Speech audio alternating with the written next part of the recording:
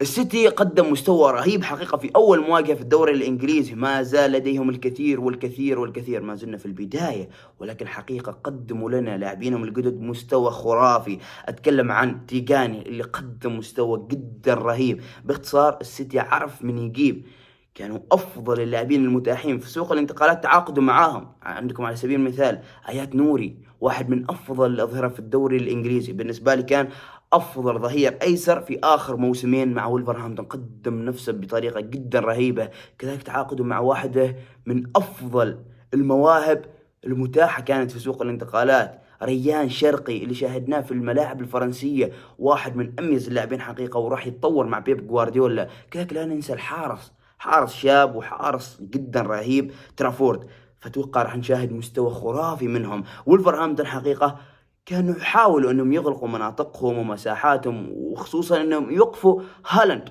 صحيح ان في المقدمه لم يقدموا هذاك المستوى، يعني دفاع سيتي لم يختبر، يمكن شاهدنا هجمه هجمتين او فرصه كانت، لكن تسلل ما زال. يعني السيتي نشاهد مستواه أكثر وأكثر في مباراة توتنهام في الأسبوع القادم، راح نشاهد اختبار خط دفاعهم.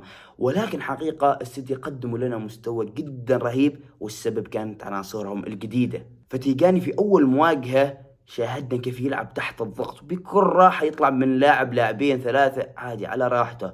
لاعب يعرف كيف يتحرك، رغم انه ولفرهامبتون كانوا غالقين مناطقهم، ولكن تحرك تيجاني يخلق العديد من المساحات للاعبين السيتي، وشاهدنا في بعض الاهداف اللي راح اتكلم عنهن ان شاء الله. نتكلم ايضا تيجاني انه يمتلك السرعة والانطلاقة، شاهدنا سجل هدف بالرجل الضعيفة من لمسة واحدة، حقيقة من اميز اللاعبين في هذه الجولة. نبدأ على طول مع الهدف الأول. شاهدوا تيجاني استلم الكرة من المدافع، طبيعي لاعب الوسط انه يلعب 4 5 تمريرات لحد ما يوصل، لان فريق الخصم غالق مناطقه حقيقة. ولكن تيجاني كان في فكرته حاجة واحدة، اني ادخل من العمق، رغم انه في كم لاعب فاتح له. وعلى سبيل المثال ستونز يؤشر عليه انه انا لاعب فاضي ولعب لي اياها عشان اني مررها على الطرف. هذا اللي تعودنا عليه في الفترة الأخيرة مع السيتي.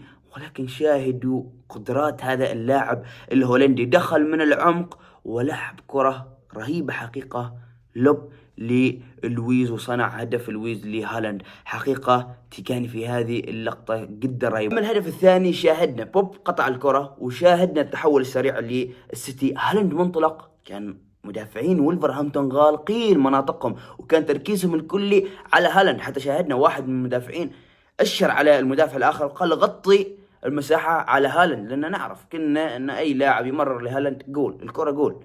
ولكن شاهدوا إصرار تيجاني في الانطلاقة، كان لاعب حقيقة رائع في تحركه في هذه اللقطة. شاهدنا سجل هدف من لمسة واحدة وبالقدم الضعيفة. الهدف الثالث استلم الكرة من الحارس ترافورد، استلمها، يعني هو اللي بدأ بالهجمة، لعبها لبوب. شوف التحرك اللي عمله حقيقة، وخلق مساحة لهالاند ومررها بتمريرة جدا رهيبة. يعني حقيقة هنا تقدر تقول كيف رآه.